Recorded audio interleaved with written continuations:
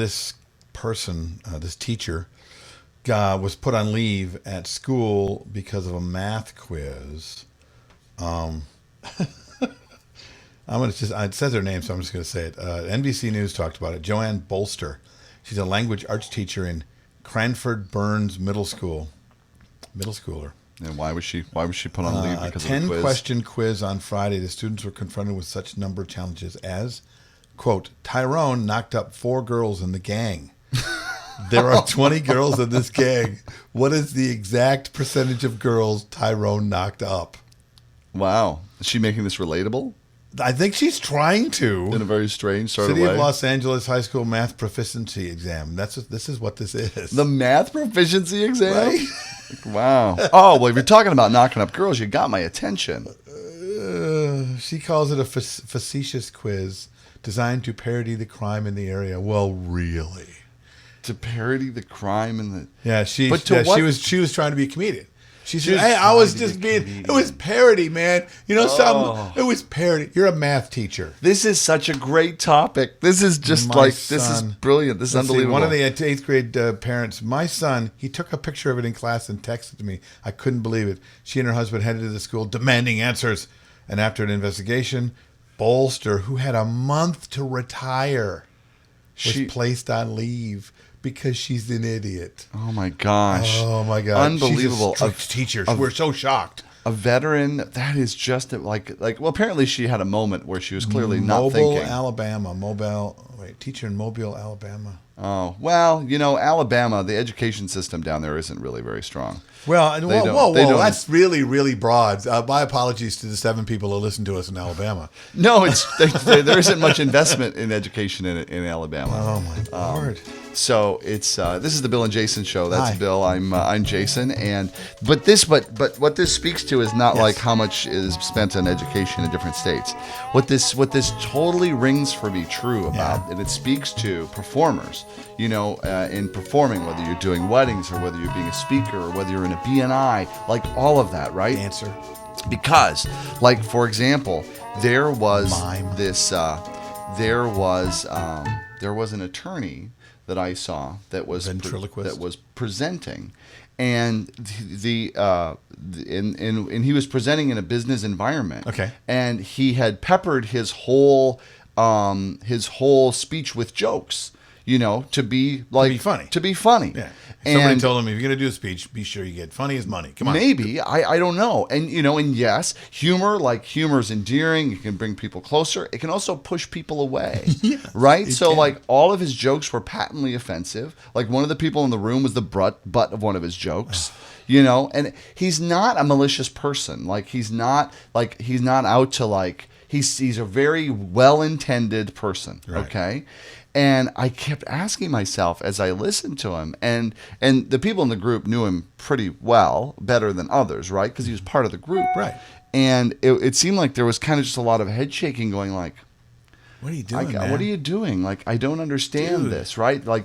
Jokes that are that were clearly kind of misogynistic and things like that. It was really a poor choice of humor, or are inappropriately using what you think is humor, which applies across the board. She was doing it when you said, "Oh, she's trying to be a comedian." It really speaks to when you are presenting yourself, and you're going to use humor. Good for you, great. Humor is awesome. People love it. However, and be mindful of who you are, right? Yeah, are you good at it? Who your audience is?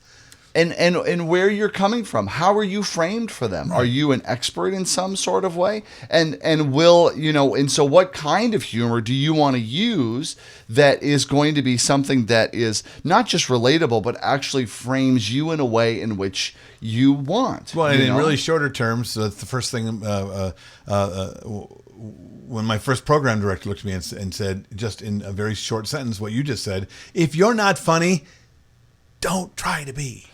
Right. Yeah. Don't. And if you don't know if you're funny, find out. Ask somebody. Don't learn here. Yes, you know? don't learn here. Oh, and that speaks to our business as well. There's a lot of people that go and they see funny, or they see bits, or they see jokes, or they see another guy try a thing. So they're going to learn how to do it. How do they learn to do it? They learn it in front of the paying customer. Yeah. Which is such a bad idea. Well, and it's like if you're a comedian and you're doing stand-up comedy, Am I having a stroke?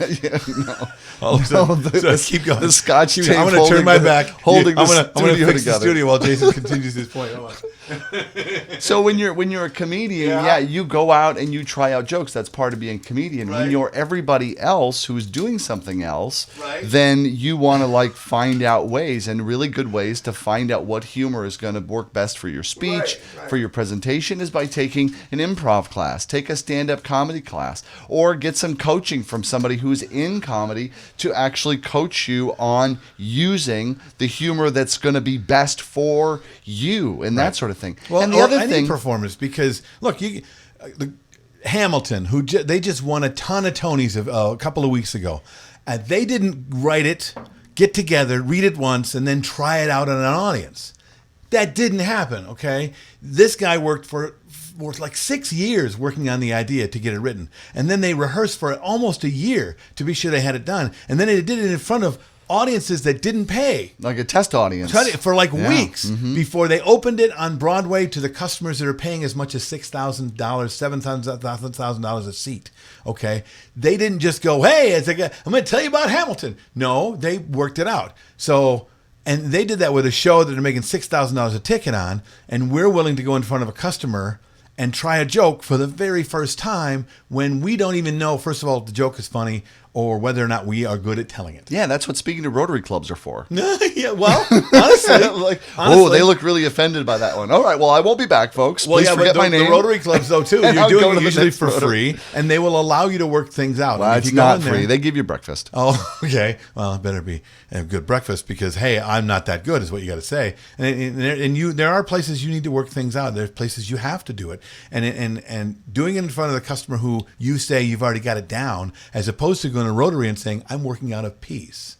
Do you mind? I'd like to present it to you guys. It's got great content, but I'm kind of still working it out. Would you like to have the content? Hey, Rotary has weekly meetings, some of them. They are dying for speakers. Or you've got also That was Toastmasters. kind of a and things joke. like that. Toastmasters would be a place if you wanted to work out groups. Well, Like in the but, Twin Cities, there's a great humor club, which is a club devoted to Granted, working out humor in But even speeches. the Rotary clubs and the clubs that are out there, as long as you're honest about what you have and that you're working out, people don't have a problem with that. I see comedians take a set at comedy shows on a regular basis by saying to the guy, I'm working on a piece. I'm working on some bits. Do you mind if I work it out on your stage tonight? Well, that's open mic nights. Right, Yeah. but it isn't always, depending on who you are. I mean, Billy Crystal, before he did his one-man show, was going around the country, going to clubs. He's a headliner. He could walk up, and he knows enough stuff to be able to kill. And he said, look, I'll take a spot. You give me your middle spot. I won't charge you. I still want to work something out in front of a real audience. Well, I mean, there's a caveat to that too. So put this in the context of kind of like, let's say like weddings or other type of events. Okay. So you know your audience, you know who you are, you know who you want to be framed as, that sort of thing. So when you think about like what you're going to share that's funny or things like that, you want it to represent what you want. Like the nightmare story you heard about, like distasteful jokes about the bride or things like that, is like that is someone trying to be funny, right, not somebody who is adding something that everyone can relate to and get a good laugh at. I remember at I think the weddings that when I did a lot of weddings and performed as MC, when I would get the most laughs was not necessarily when I came in with my jokes or like, oh, there's a good opportunity to punch in a joke. I wasn't really thinking of it as a joke, right? But more so, like I reacted to a situation and just said what everyone was thinking, and everybody laughed like, I'm thinking that too about a situation, or I just reacted to something that was a story. You're speaking to a whole different kind of conversation of performance too. That's you getting comfortable with who you are in front of a room, being okay with being who you are, and knowing that you're already the kind of person that they would react well to. And that's exactly the path to being funny in your speeches. Well, or just being good at what you do as a performer, because you don't have to be funny to be as well liked as any really you don't. funny guy in the room. You just have to walk into the room saying, you know something, I'm who I am. I like who I am. People like me. I'm just going to go be me. Now, doesn't mean you drop decorum, because you'll drop decorum at the bar with 3 beers in you, but you're still just as likable without the 3 beers in front of your family, and grandma's there just after church. So be who you are in the moment, understand the decorum of where you are, and don't be afraid of whether or not they're going to like you or not, because that usually that's where I got to be funny, or I got to be sentimental, or I have to say the right words, or I better not mispronounce a name. Yeah, all of those things. But if you really are intentionally just being who you are, likable, all that other stuff just works itself out. It works itself out. Yeah, exactly. I mean, you gave the best prescription to if you want to be funny in front of your audiences, you just gave the best prescription to it, which is like, be comfortable with yourself. So you're out of here and you're out there with them, and you know what's happening in the room. You can feel what's happening in the room, because you're not thinking about what do people think of me. Oh my gosh. Oh, I think this will, because the trying to be funny is trying to get something from the audience, right, versus when you are really out there in the room, like it's like what's going on with the audience, and kind of being with them and among them, and feeling what's happening, and then reacting to that and getting a laugh. Well, that's something you're sharing a laugh together around something that you're sharing, versus you thought something in your head and you spit it out hoping that they're going to think like you think, and odds are you're light years away from wherever they are, and so they're not going to laugh, because they're going to be like, what are you talking about? Or it's going to be uncomfortable or weird. So here you go. Go fill that prescription, okay, and then let us know how it works out for you. We really, if you're doing that now, great. If you aren't, or you're looking for ways to find a way to do that, work at it, practice it, ask the people around you, do you see a difference between me and me when I hit the stage? And will you start to see the distinction of the two, so that you can stop one and be the other? Really like to know what your feelings are on this. Write things down on the YouTube comments. Come to thebillandjasonshow.com and subscribe to the podcast. We need to have as many subscribers as we have listeners. So if you listen, we appreciate it. Do us a favor, hit subscribe on our podcast. That would really be awesome. And otherwise, I guess we'll see you next time on the Bill and Jason Show. And share with us what you do to be funny, or what you've done, or how you've improved that. We want to hear that too. We'll talk to you next week. Broadcasting from high atop planet Earth at a rate of 96 kilobytes sampled per second over the interweb, in an effort to stop glorifying being busy. This has been an entertainment experience production.